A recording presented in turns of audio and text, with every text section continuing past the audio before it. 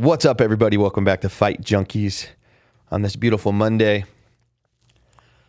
I got Austin in the building. He's doing my producing and engineering for the day. I'm excited to be back. I'm a little tired. It was a long weekend. Great weekend. Phenomenal weekend. Epic weekend. Hope everybody's doing okay. I'm very excited to be here. There's been a lot going on, and I had a very awesome Saturday with my dad at the UFC Apex. I'm excited to talk about that. We're going to dive into Junkeez Dern a little bit. Probably dive into a little bit of boxing. But we're certainly going to break down what I believe is one of the best women's 5-round battles I've ever seen. Did you watch the fights, Austin? Yes, I did. I had some lines open on that, but yes, I did watch the fights. Okay, what'd you think? Did you enjoy them? I think most of us did. Yeah, I mean, they were pretty good. For a fight night, they were really good. Yeah. So I'm going to explain this for people that, I have some family that watches. My mother-in-law, she's learning the game, actually putting a lot of effort into. Shout out to you. And my wife's been watching. She's a super fan too, but For everyone that watches that doesn't understand, like when I say I'm going to go to the Apex for a fight night, fight nights are, let me backtrack. COVID hits. Dana White, we've gone into the fact that, he did not want to shut down and quarantine. So what he did was make his own bubble. And with that bubble came what we now know as the UFC Apex. It's about, I don't know, what would you say, the size of a basketball court? I know the building itself is bigger, but like just in the Apex, maybe a basketball court. I'd say bigger than that. It's huge. Yeah, it's okay.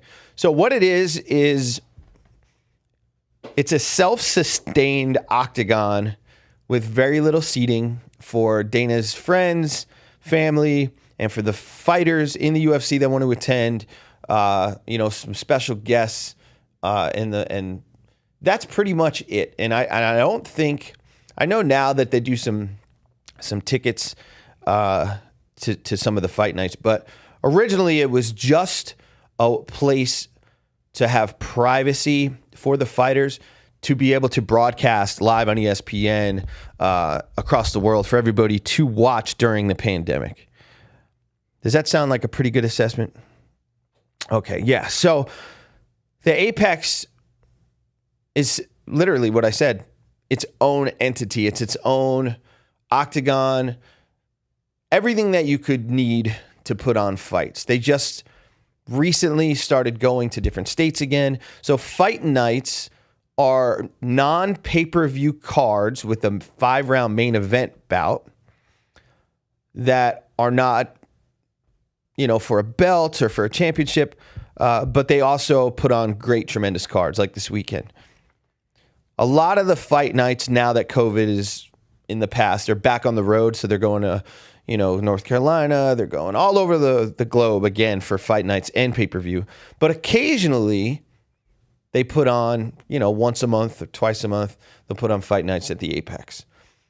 I was at the Apex this weekend. I brought my father with me, which was tremendous. Shout out to Jake Ellenberger. I appreciate you, brother. If you didn't know, Jake Ellenberger, legend in the game, but absolute stud and just a gentleman. I gave Jake a call, I don't know, last week sometime, and I said, hey, I got my dad who's coming in. He's a 9/11 first responder. He's also a vet, and I would, be honored if you could come to the Apex and meet my dad. And he did. So thank you, Jake. He got us in the octagon. My dad had an absolute blast. And it's the first time that my dad's been called a hero out in public multiple times. So that I want to send some gratitude to Jake Ellenberger because he didn't have to do that. Absolute stud. Thank you for your service. And thanks for all the fights you put on for us fans to watch over, an amazing career. So, yeah, I had a great night. Holy smokes, the fights were good. Joaquin Buckley, we just spoke about him. Went down a weight class. absolute stud, has done tremendously well at 185, but he was more of, I won't say a 50-50 fighter, but it was like win 3, lose 1, win 2, lose 1, and now I just see him, on his way to this at that weight class. He was just so dialed in. He got a spectacular KO, and he just looked incredible. In person, I was probably 10 feet from him. Monster. Absolute monster. And what happens is when you go down a weight class, especially 85 to 70, that's a pretty big difference. Which means that you're going to have to, whether you want to or not, sustain a healthier lifestyle. And that's what he did, and he looked incredible. Good for him. I look forward to see what he does at the welterweight division. Welterweight's always been death row, the gauntlet of a bunch of killers. So I'm excited to see what he does in that division. He also has one of the, if not the best, definitely a top 5 knockout of all time with that spinning kick to the face. Holy smokes. So that was one of the awesome fights. He got up on the cage and was yelling. He got the whole apex was just going nuts. Another fight that I was really excited to see, but I was in the back actually getting some water, and with my dad, we were at a table with John and a couple of people, and Michael Johnson. Man, Michael Johnson he's my, well, I think I got him by a year. He's 36. He's been in the game 13 years. Let me move this microphone. Yeah, 13 years he's been in the game, which is a long time.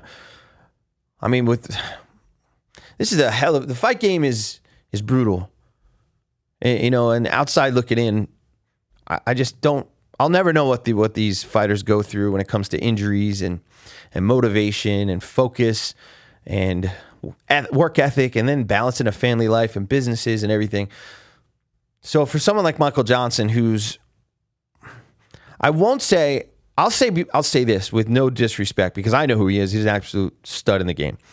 When it comes to like the common fan who came around during the pandemic, I'd say he's kind of unknown in that aspect, because the pandemic with Dana White having, the only sport that was actually running at the time, there was a lot more people that tuned in because there was nothing to watch, and then they became fans. Michael Johnson has been fighting, 13 years. So when he was running through death row, if you don't know him and the caliber of fighter he is, he has a spectacular knockout against Dustin Poirier, who is now, going to fight for the BMF belt and probably the number one contender spot at 155. I would say. Would you agree with that, Austin? Who else is at that weight? We got Gaethje. No, yeah. So out of that fight, whoever wins, Gaethje or Dustin will probably be. What's Charles Oliveira's fighting Dariush still? Yep. In Canada, right? Mm-hmm. And then Tony Ferguson's matched up with Bobby Green in Salt Lake City, Utah. Yeah, so they're probably going to be. So if you think about where Dustin Poirier's been, beating Conor McGregor a couple times, one time and then a broken leg. They're 1-1. I hope they run it back. Even though they had 3 fights. Doctor stoppage. We'll see. But, he was at the pinnacle of the game. Fought the likes of Justin Gaethje, Dustin Poirier. He fought everybody. And now he had a little bit of a skid, and he came back, and I was super stoked. I was actually eating some barbecue. What is it, Main Street down in the Art District? You're from here. Where it's called Soul Belly. Shout out to Soul Belly Barbecue. They have the best barbecue, I think, in all of Las Vegas. I bet one of the best barbecue I've had since living in Louisiana. Just absolute. Give us a week. We'll change that.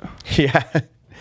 But when I was there, Michael Johnson was walking by with his entourage, and he looked good. In person, he looked good. This was, the day before the fight. So this was right after his weight. No, this was Thursday. So that means he was actively cutting weight because he had to make weight. So that tells me if you're out walking around with your boys, that you're pretty dialed in because you're not too worried about making weight. And most guys are still dying in the hotel room, covered in towels, hitting the sauna back and forth. Excuse me. So I was really excited to see him come back. And when I was in the back, eating, everybody just went, "Oh, shit." And I looked at the screen, and he was just out cold. And I saw the replay. He took a overhand right from hell that immediately knocked him out. There's a lot of times where the guy will get hit and then they'll come in for the second hit, and that's when it puts him out.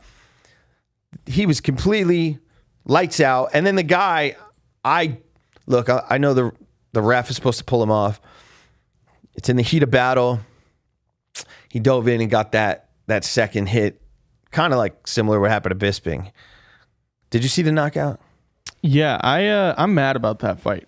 Not because he lost, but because everybody's all of a sudden surprised that we have knockouts in UFC. And they were like, "Oh my God, this is so like the commentators after like the post fight, where they had, I think Rashad Evans was on it. They were like, "Wow, man, we don't like seeing this." I'm like, then why do you watch the sport? That's exactly what I want to see. I don't know. It made me mad. Go watch soccer. Yeah, go watch soccer. Go watch LeBron flop. If you want to see real men, like I guarantee you. I mean, granted, he did on the. Like when they were standing him up, he goes, "What the fuck happened?" Like you could see him say that. Yeah, but that's. I'm kind of wishy-washy when it comes to that mindset, because I actually, and you do a little bit of jiu-jitsu. My dad said the same thing. He was like, there was a couple fights where it was a lot of wrestling heavy. It was a lot of, just on the ground, jiu-jitsu. And my dad, he doesn't know what he's looking for. He doesn't know this guy's going to go knee to belly and, try to ground and pound so they move so he can take his back or throw a Kimura or Americana or armbar or head and shoulder, whatever. I know what I'm looking for. When you don't know jiu-jitsu and you don't know the sport, as a spectator or, a regular fan, you expect the home run every single time. You want the grand slam. You want the touchdowns. So I understand that. But when you really know the sport, as I know you do, it's a little more interesting, and that's why I want to get into. Well, first, shout out to Michael Johnson. I hope you're doing okay, and you come back strong. I know we will, but that's why I want to get into the main event: Mackenzie Dern versus Angela Hill. I have another gripe, but I'll save it. No. Just, can you throw the camera on you while you're yeah, I don't, yeah. Go ahead and go into. Let people see your face. Yeah, let's go into I'm going to go into the main event. Mackenzie Dern, Angela Hill. I got to say, I was looking at this like striker versus grappler. I think a lot of us were. A lot of us were looking at this main event thinking Angela Hill is the dominant striker, gangster, been around a long time, fought the who's who in that division, the best of the best. She's going against one of the best women grapplers in MMA. Hands down. Mackenzie Dern, champion, complete savage, got promoted to third degree black belt by, I think, her father inside of the octagon. Just killed it. I mean, her family was right next to me. Her daughter was right there. And I'll go into that later because I have the same opinion as Nate Diaz on that. I spoke about my wife, about kids being in there. That's another subject. But I was thinking, damn, this is going to go, she's going to go in, for like a judo throw and go right to like a body lock and press up against the cage, take her down and try to submit her and take her back. Holy smokes, that was not the case. All week, Mackenzie Dern said, I'm going to be a little more patient, a little more cool, calm, and collected. I want to go in there and take my time.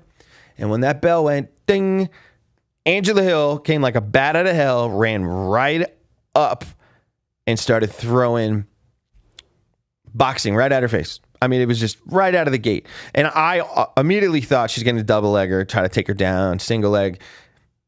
Didn't happen. Mackenzie Dern, unbeknownst to me, I don't know if I said that right, unbeknownst, I didn't know that she's been in the lab practicing her striking to the point where, tremendous. Holy amazing. If you did not know Mackenzie Dern as a grappler and who she was prior to that fight, if you just showed up, kind of like my old man, and you watched that fight, you'd think, damn. She's an avid boxer. She's an avid boxer. She does striking. Holy smokes. It was just a back-to-back war. A back-to-back war. Now, I don't know how many 5-round fights that they've both been in, if any. I'm not sure. Mackenzie's been in 3. 3, okay. So there's a big difference with 25 minutes to 15 minutes. And what I mean is your gas tank and how much output you're going to do versus reserving your gas tank for energy so that you can have more output in the 3rd, 4th, 5th round, because you don't want to fatigue or, cost yourself the fight because you used all your energy. They did not give a shit about wasting their energy. When I tell you that these two women went balls to the wall all 5 rounds as if it was still the first round. I mean, I haven't seen, besides like Michael Chandler, Eddie Alvarez on his way up to taking the belt. I mean, the pressure he put on, Colby Covington, Usman. There's not many people that have the cardio that I witnessed in person Saturday. It was a sight to see. It was beautiful. Because I was thinking, man, I've seen a lot of fights, thousands of fights. This is going to go into the 4th, and they're just going to be gassed out. And they weren't. Not even close. Not even close. And it was, oh my God. I mean, there was 2 times where Angela Hill, thankfully for the clock, where like she was literally holding her hand so that she didn't get put in an arm bar, and then the clock went ding 2 times. Saved by the bell. You saw it? Yeah, but I was watching it because I had a parlay where I just needed Dern to win, but then I also had a straight where I needed Dern to win by sub. Oh, okay. And so 2 different rounds, I was like, oh, come on. You're trying that's a good bet. Dern by sub is pretty, I would have thought that was, if she didn't get knocked out by Angela on the feet, which I didn't think was going to happen because I thought it would just, she'd go right to the clinch. That's a pretty good bet, looking at the history of Mackenzie Dern herself. So shout out to Mackenzie Dern for the win. She came back through a lot of adversity. She talked about her personal life. She's also a mother, and she came back as a full mixed martial artist, and she sharpened her skills. Yeah, so hats off to her and her opponent. Awesome main event. It was tremendous. May I have my gripe. Yeah, I want to hear this gripe, please. So I'm not the only one who has this gripe. They should not have gotten fight of the night. Mackenzie should have gotten a performance bonus. When you get 10-7'd, it shouldn't be fight of the night. Like Angela, there's nothing against Angela because she was a dog in there. But she was getting like outclassed in every aspect. See, I don't agree with that because I was next to the cage. And watching it cage side, it was back and forth the entire fight. Right. I saw the entire fight too, but I just especially on the scorecard where it was mostly 10-8 and then I think there was 10-7. I mean, she had like 100 more strikes than Hill. Yeah. Like how do you, if Forrest Griffin, Stephan Bonner, fight of the night. Yeah, but you're looking at, you got to compare it to the rest of the fights that were on that card. And if you look at the rest of the fights on that card, besides like Chase Hooper's fight, which was tremendous. I didn't get to see that one. There was the what was his name? The guy who came back. He was losing to he was fighting guy. His buddies were screaming. Shabazian? Yeah, that I would have seen more as a fight of the night. That was a comeback, and that was at any point any of those guys could have won until kind of the later stages, but the first round I thought, holy crap, this guy's smoking him. Shabazian was gonna he was putting on a clinic. I think that's the wrong name. No, Shabazian lost.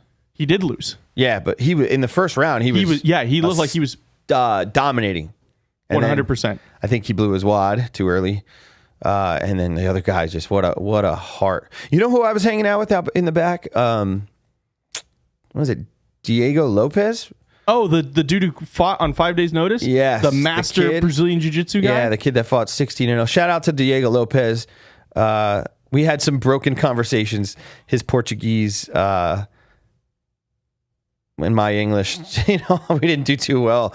But, I just told him you're, awesome stud, and I look forward to him fighting again. And yeah, there was a few, Calvin Cater showed up.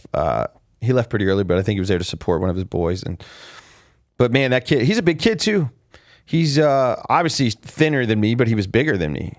He was like 6 foot tall, and what was he fighting at 155, 145? So yeah. Yeah, complete stud. I really look forward to seeing him again. So Yeah, maybe we'll get him on the show with an interpreter. Absolute stud. So yeah, I agree with the. I think Joaquin Buckley also got tossed something. I watched the post-fight presser, and Dana White, threw him a bonus. Yeah. Slava Claus got one. He got performance of the night. Yes. That was savage. That was a crazy fight. So when it comes to a fight night, I mean that was pretty good.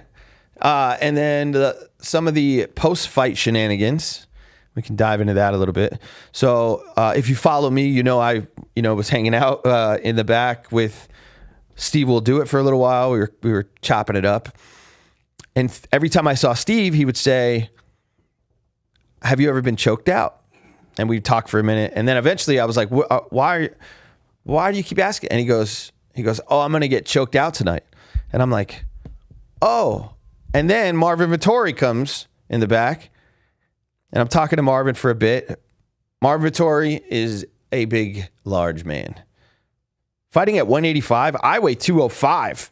This guy, his arm was as big as my thigh. Just a monster of a person. And then I come to find out, actually, I didn't even know who was choking who out. And then Steve-O was there. I didn't know, I talked to Steve-O for a while, but he didn't say he was going to. I would assume he is at any point. Well, it was Steve Will Do It, as anybody would be, to get choked out by a UFC, star. Was nervous. I was nervous for him. And he kept asking me, like, how's it feel to get choked out? And I was like, it's not the worst, but it's not the best. Like, you just kind of like hold on until you wake up. Because you don't know, like, there's no like, oh, now I'm asleep. You just wake up and you're like, what happened? Like Johnson, what the fuck happened? Yeah, exactly. So I was saying goodbye to everybody, and I went over to Steve, and my dad was telling him how much he, shout out to Happy Dad.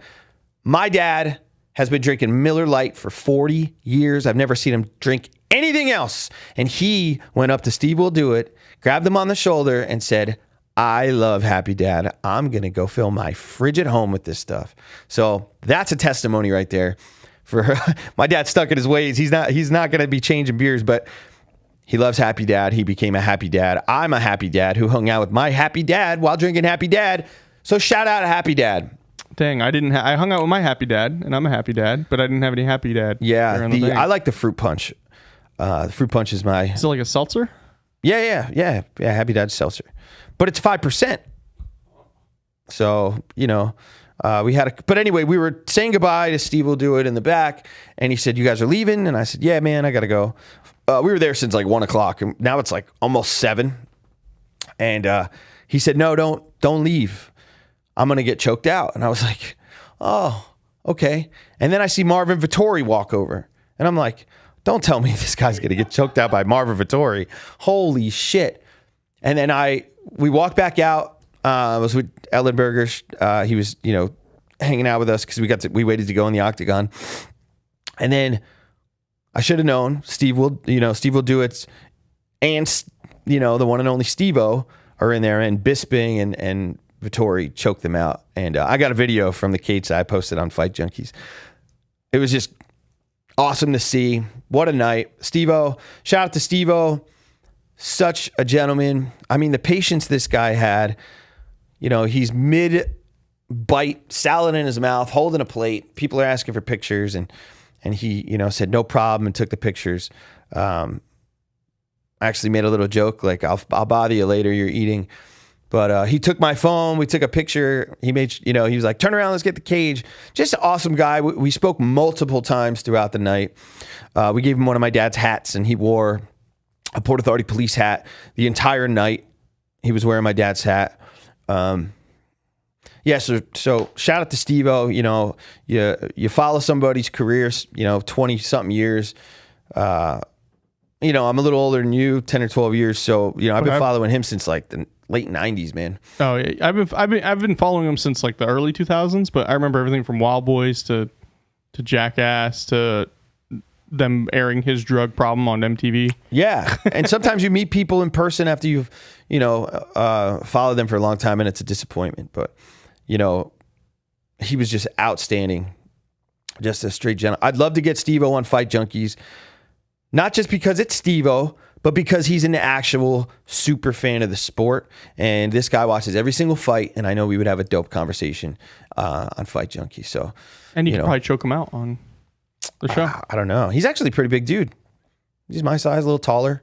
Looked great, and looked like he was in great shape. But overall, it was a success. Awesome night. Fight night. You know, you never go in there thinking this is going to be like a pay-per-view, but it was. It could have been a pay-per-view. It was spectacular. Absolutely spectacular. There's a lot of other things that I can get into. Last week, I spoke a lot about a lot of stuff, but because we do this show twice a week, I don't want to overdo it and then talk about things that I'm just going to rehash out in 3 days.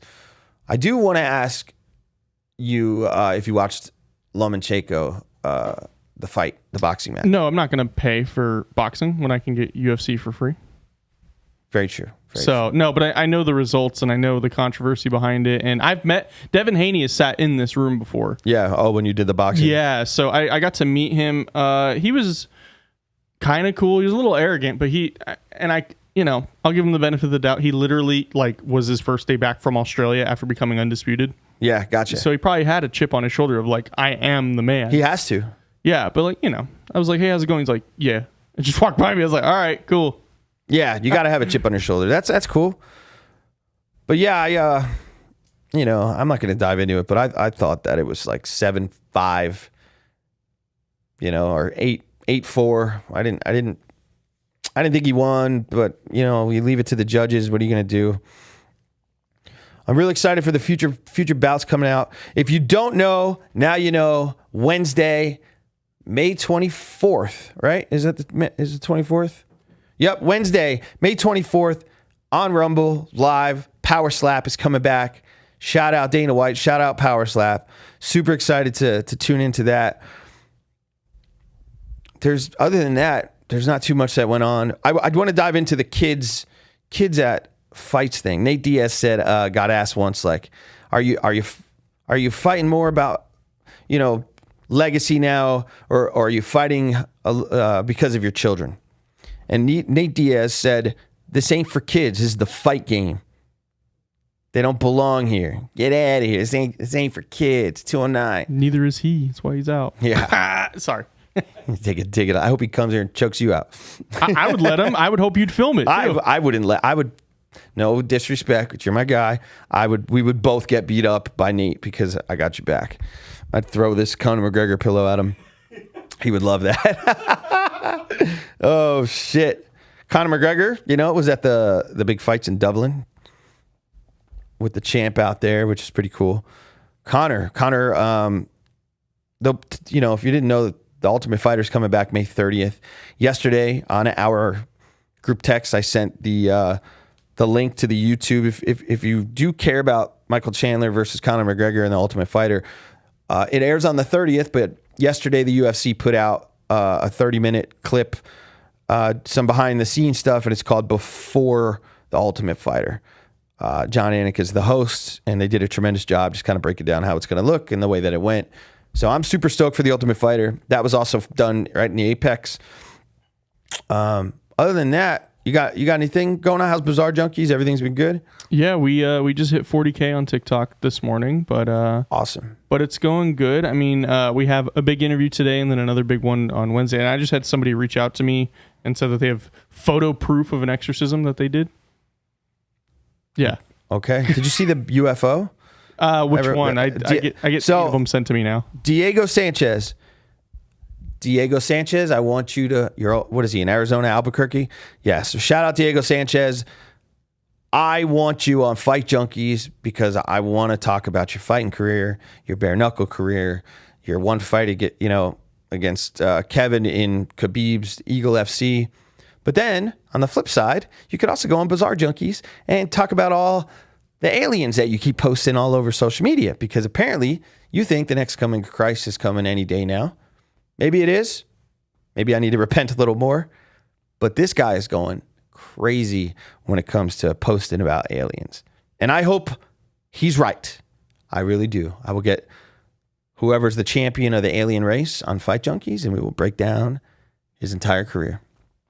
All right, guys, I don't want to keep everybody too long. We're going to put out some content. We got some more clips of Miranda the Maverick, she's fighting June 10th in Canada on the Amanda Nunes fight card. We're going to be dripping a lot of content this week. I'm also going to be going out to the Las Vegas Strip, baby, and doing some on-site interviews. We're going to ramp it up. Ramp it up. And shout out, we are currently looking for sponsors. I'll be out and about talking to a lot of businesses this week. We are one of the best and fastest growing MMA podcasts in the world. And my work ethic alone, I have full belief in myself and my team and my family that with consistency being key, there's no way we fail. There's absolutely no way that we fail. I'm going to keep showing up and keep showing up and keep showing up. And that's a promise. So, Fight Junkeez, like, share, subscribe. Thank